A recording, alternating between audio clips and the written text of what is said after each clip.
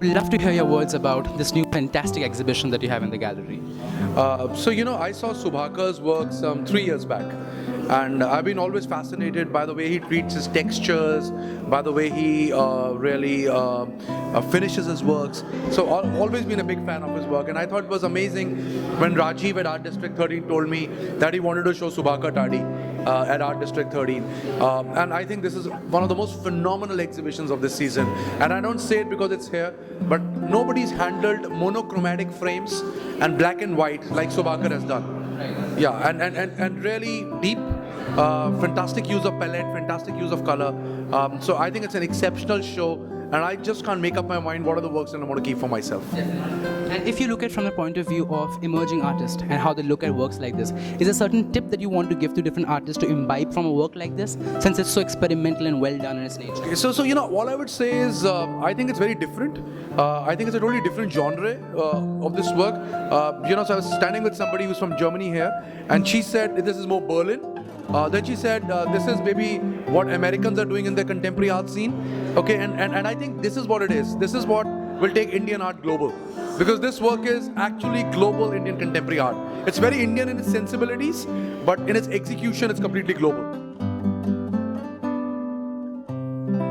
The title behind this work, why I have given the black dimension is like black itself a very contrast and a lot of depth we can find in black and white works.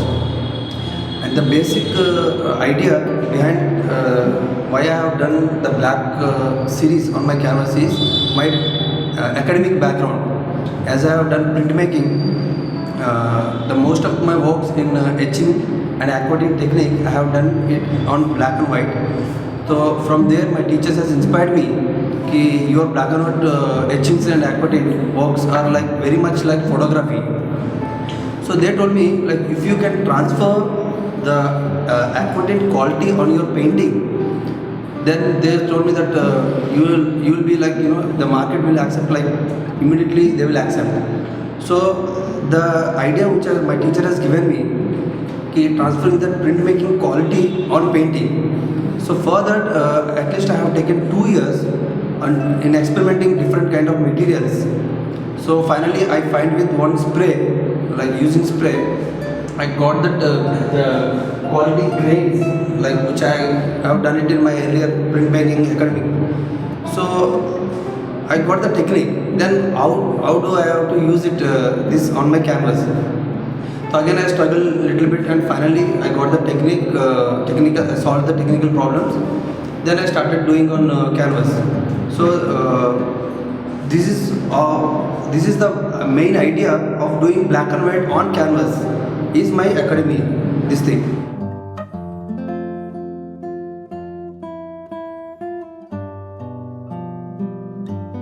Okay, as I told you, like very basically I have started working on cityscape and all. So the first thing I started very seriously with the title called Painter of Black. The Painter of Black. The painter itself is myself. I'm the painter, and I'm painting the city in black like a protest.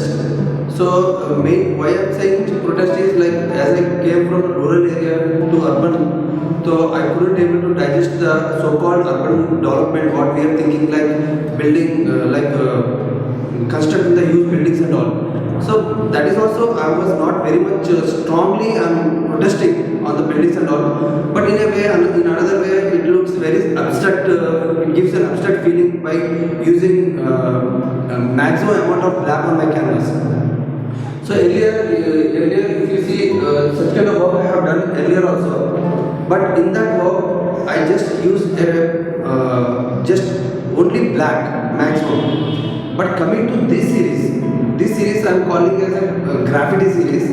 Coming to this series, instead of using the plain black on the canvas, first time I experimented another thing, and I got a new out of if you see like my past 10 years, which I have not done, and in this series which I have done is the black on black.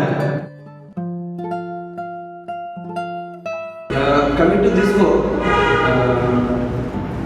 Especially in this graffiti series, one point I have not mentioned. Why I have created wall on my painting. See, wall is a subject. Wall is such a huge canvas, and it is meant for everybody in the world. Anywhere, if you find a wall, you can go and do any kind of graffiti, whether it is political graffiti or it's social graffiti, or else if you express some anger on someone. So, for me, the wall itself a huge canvas, and it's a best object to express anything. So instead of going and doing outside, as we are living in India, this conservative thing, and we have to think so many things to do, express so many things. So I thought, I'll create a wall on my canvas, and I'll do any rubbish.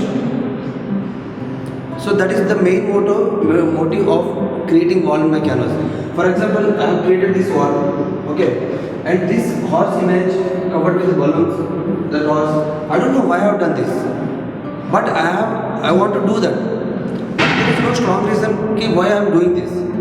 But now you can think like this fishbone again here, and right up. This is not a photo opportunity. So this is not a photo opportunity. Why I have written this? Like if any tragedies happen, okay, everybody, instead of helping them, first of all they want to click photograph. So there is the situation is not demanding the photograph, demanding the help. But everyone wants news and they want to click photograph. So that's why I call this is not a photo opportunity, because some tragedies happen.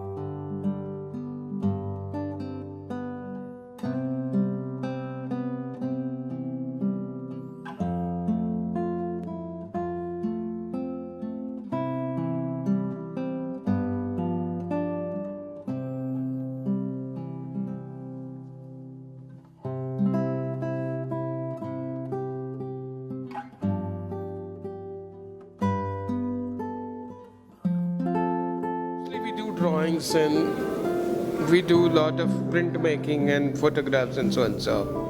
But somebody have dared doing these kind of paintings, and this is something very special, and I love it.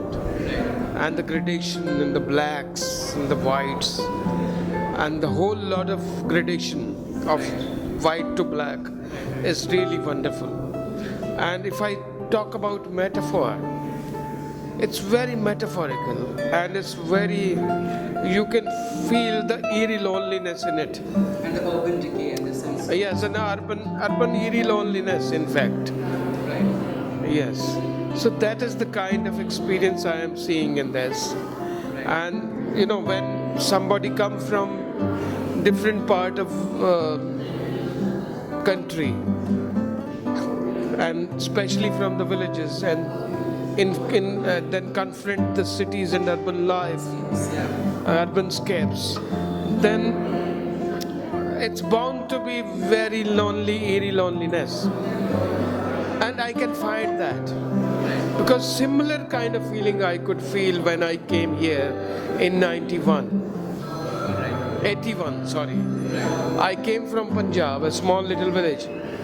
And when I came to Delhi, I was feeling the same way. So that's why I like this work very much. Yes. What I like about most of the paintings is that it is complex but not, you're never stonewalled by the painting. You're never confronted by this sense of there's nothing you can understand about it. there's this feeling that there are different levels to everything, and one level is accessible. You have, in at least the paintings I've looked at, you have something as distinct as a photorealistic painting of a cityscape and an abstract embossing on top of it. Like even in this painting, what you have is, there are elements that are fairly approachable. You have the dog, you have the woman with the typewriter. At a very basic level, you get a story from this painting at least. There is an idea of... And then when you have the image in the background, you just get an entirely different level of something looming, something primal. But as I said, open to interpretation without being so open to interpretation that you have no firm ground. These feel like very solid paintings, not like you're sinking in quicksand where nothing makes sense, where it's all open. There are borders, there's a horizon of meaning, and it makes it very accessible, while at the same time you get the sense of this is modern art.